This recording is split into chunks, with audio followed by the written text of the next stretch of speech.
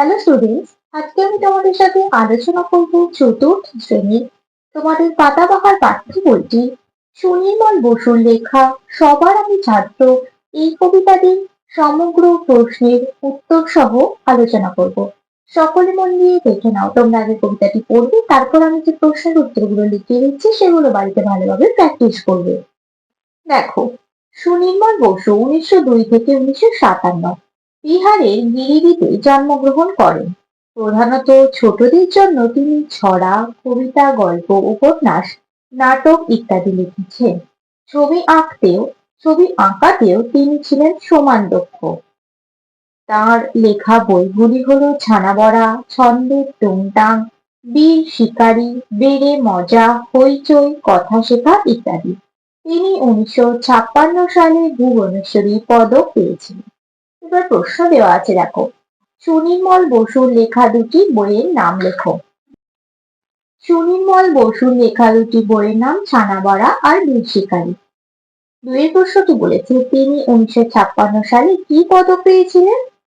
তিনি 1956 সালে ভুবনেশ্বরী পদক পেয়েছিলেন। তিনি প্রশ্নটি বলেছে নিচের প্রশ্নগুলি নিজের ভাষায় উত্তর লেখো। একের প্রশ্নটি আছে, কার উপদেশে কবি দিল খোলা হন। খোলা মাঠের কাছ থেকে উপদেশ পেয়ে কবি দিল খোলা হন। তোমরা পড়াটা পড়লে এই প্রশ্নের উত্তরগুলো পেয়ে যাবে। পাষাণ কবিকে কি শিক্ষা দিয়েছিল। পাষাণ কবিকে আপন কাজে কঠোর হতে শিক্ষা দিয়েছিল। কবি কার কাছ থেকে কি দীক্ষা পেলেন। কবি শ্যামবনানী অর্থাৎ সবুজ বন জঙ্গলের কাছ থেকে সরসতা দীক্ষা পেলেন। কে কবিকে মধুর কথা বলতে শেখালো। চাঁদ কবিকে মধুর কথা বলতে শেখালো। নদীর কাছ থেকে কি শিক্ষা পাওয়া যায়। নদীর কাছ থেকে আপন বেগে চলার শিক্ষা পাওয়া যায়। তারপরে দেখো, চারের প্রশ্নটি বলেছে সন্ধি করে লেখো। রত্ন যোগ আকর সমান কি হয়ে যাবে, রত্নাকর। র আকা ক র। আমার কথাগুলো ভালোভাবে শুনবে। মেঘ যোগ আলোক কি হয়ে যাবে, মেঘালোক। ময়ে একা, ঘয়ে আকা, লয়ে ওকা, ক। কমলা যোগ আসন, কমলাসন।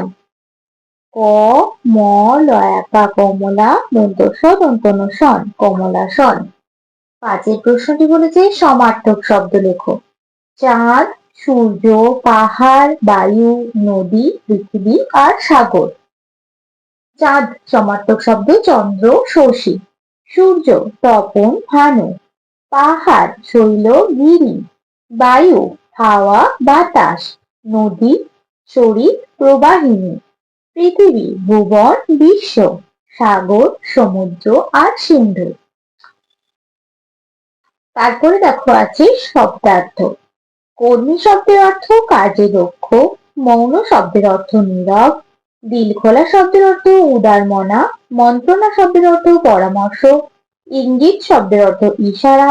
রত্ন আকর শব্দের অর্থ রত্নের খনি বা সমুদ্র। সহিষ্ণুতা শব্দের অর্থ ধৈর্য বা সহ্য ক্ষমতা। পাষাণ শব্দের অর্থ পাথর। দীক্ষা শব্দের অর্থ মন্ত্র গ্রহণ। শ্যামবনানী শব্দের অর্থ সবুজ অরণ্য। আর পাঠ্য শব্দের অর্থ পাঠের উপযোগী। তারপরে ছয় প্রশ্নটি বলেছে বাক্য রচনা করো। উদার, মহান, মন্ত্রণা, শিক্ষা, সহিষ্ণুতা, সন্দেহ, কৌতূহল আর ঝর্ণা। উদার, রাম উদার মনের মানুষ। মহান, বিদ্যাসাগর মহাশয় মহান ব্যক্তি ছিলেন। মন্ত্রণা, রাজা তার মন্ত্রীর কাছে রাজ্য পরিচালনার মন্ত্রণা নেন। শিক্ষা, প্রকৃত শিক্ষা মানুষকে এগিয়ে চলতে শেখায়। সহিষ্ণুতা, মানুষের সহিষ্ণুতা থাকার প্রয়োজন। সন্দেহ, লোকটির চালচলন দেখে সন্দেহ হয়। কৌতূহল, সব বিষয়ে বেশি কৌতূহল দেখানো ঠিক নয়। ঝর্ণা, ঝর্ণা আমার খুব প্রিয়। সাতের প্রশ্নটি বলেছে নিচের বিশেষণ শব্দগুলির বিশেষ্য রূপ লেখো। দেখো, এগুলো হচ্ছে বিশেষণ, এর বিশেষ্য রূপটা লিখতে হবে। কর্মী, মৌন, মধুর, কঠোর আর বিরাট। দেখো, এইগুলো হচ্ছে বিশেষণ। এর বিশেষ্য রূপটা লিখতে হবে কর্মী, কর্ম, মৌন, মৌনতা, মধুর, মধু, কঠোর, কঠোরতা আর বিরাট, বিশালতা। তারপরে আটেরটা বলেছে নিচে বিশেষ্য শব্দগুলির বিশেষণ রূপ লেখো। আগেরটা কি করলাম? বিশেষণ শব্দগুলির বিশেষ্য রূপ করলাম, আর এটা দেওয়া আছে বিশেষ্য শব্দগুলির বিশেষণ রূপ। শিক্ষা, মন্ত্র, বায়ু, মাঠ আর তেজ। শিক্ষা, শিক্ষিত, মন্ত্র, মন্ত্রণা, বায়ু, বায়বীয়, মাঠ, মিঠো, তেজ, তেজি। তারপরে নয়েরটা বলেছে কবিতা থেকে সর্বনাম শব্দগুলি খুঁজে নিয়ে লেখো অন্তত 5টি। তাহলে সর্বনাম শব্দগুলি এখানে লিখছি দেখো, সে, আমি, আমার কথাগুলো ভালোভাবে শুনবে, বারবার বলছি, তাহার, আমার আর তার। 5টি বলেছে, 5টি লিখলাম। কি কি লিখলাম? সে, আমি, তাহার, আমায় আর তার। 10এর প্রশ্নটি বলছে গদ্য রূপ লেখো। কর্মী হওয়ার মন্ত্র আমি বায়ুর কাছে পাইবে। এর গদ্য রূপ কি হবে? কি হবে দেখো, কর্মী হবার মন্ত্র আমি বায়ুর কাছে পাই। তারপরে দুয়েরটা বলেছে সূর্য আমায় মন্ত্রণা দেয় আপন তেজে জ্বলতে। এটা হবে সূর্য আমার আপন তেজে জ্বলার মন্ত্রণা দেয়। তারপরে তিনেরটা আছে ইঙ্গিতে তার শিখার সাগর অন্তর হোক রত্ন আকর। সাগর তার ইঙ্গিতে শেখায় যে অন্তর হয়ে উঠুক রত্ন আকর। তারপরটা বলেছে শ্যামবনানী সরসতা আমায় দিল ভিক্ষা। শ্যামবনানী আমার সরসতা ভিক্ষা দিল। তারপরটা আছে শিখছি সেসব কৌতূহলে সন্দেহ নাই মাত্র। কৌতূহলে সেসব শিখছি সন্দেহ মাত্র নাই। তারপরে 11টা বলেছে বিশ্বজোড়া পাঠশালা বলতে কবিতায় কি বোঝানো হয়েছে? বিশাল এই পৃথিবীতে নানান ভাবে নানান জিনিস ছড়িয়ে রয়েছে। কবি দেখেছেন এদের প্রত্যেকের থেকেই আমরা কিছু না কিছু শিখতে পারি। যেভাবে আমরা পাঠশালায় জ্ঞান লাভ করে থাকি, সেভাবেই এই বিশ্ব প্রকৃতির থেকে আমরা জ্ঞান লাভ করতে পারি। তাই এই বিশ্ব প্রকৃতি কবির কাছে পাঠশালা অর্থাৎ শিক্ষাঙ্গন। শিক্ষাঙ্গন সারা বিশ্ব অর্থাৎ পৃথিবী জুড়ে এই পাঠশালা ছড়িয়ে রয়েছে। কবি সেই সব কিছুরই ছাত্র, তা থেকে কবি দিবারাত্র শিখে চলেছেন। তারপরে 12 প্রশ্নটি বলেছে প্রকৃতির কার কাছ থেকে আমরা কিরূপ শিক্ষা পেতে পারি লেখো। আকাশ, উদার আবার শিক্ষা পেতে পারি। তাহলে উদার হবার শিক্ষা পেতে পারি। তারপরে কি আছে? বাতাস, একজন, আমার কথাগুলো ভালোভাবে শুনবে, কর্মী হয়ে ওঠার মন্ত্র আমরা বায়ুর কাছে পেতে পারি।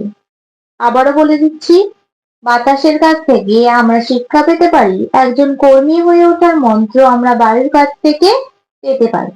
পাহাড়, তার মতো মৌন ও মহান হওয়ার শিক্ষা পেতে পারি।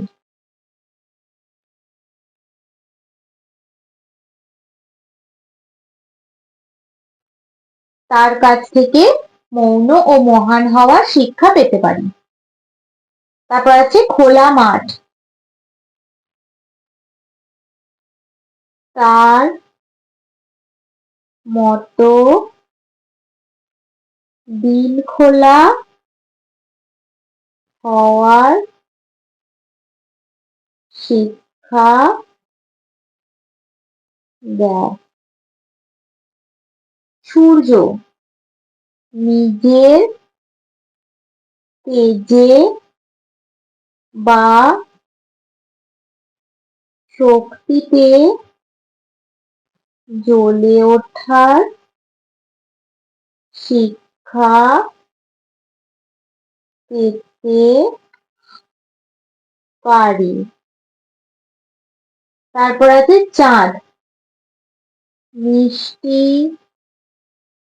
হাসি এবং মধুর কথা বলার শিক্ষা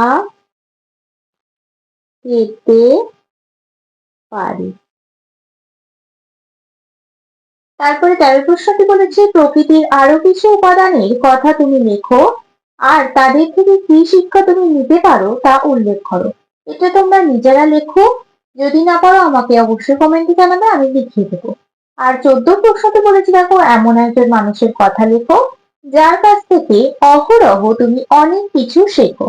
এটাও তোমরা নিজেরা করো। আজকের ক্লাসটি তাহলে আমি এখানে শেষ করছি। খুব তাড়াতাড়ি আরো একটি নতুন ক্লাস নিয়ে হাজির হবো তোমাদের সামনে। যদি তোমাদের আজকের ক্লাসটি ভালো লেগে থাকে তাহলে অবশ্যই লাইক কমেন্ট সাবস্ক্রাইব এবং শেয়ার করতে ভুলবে না।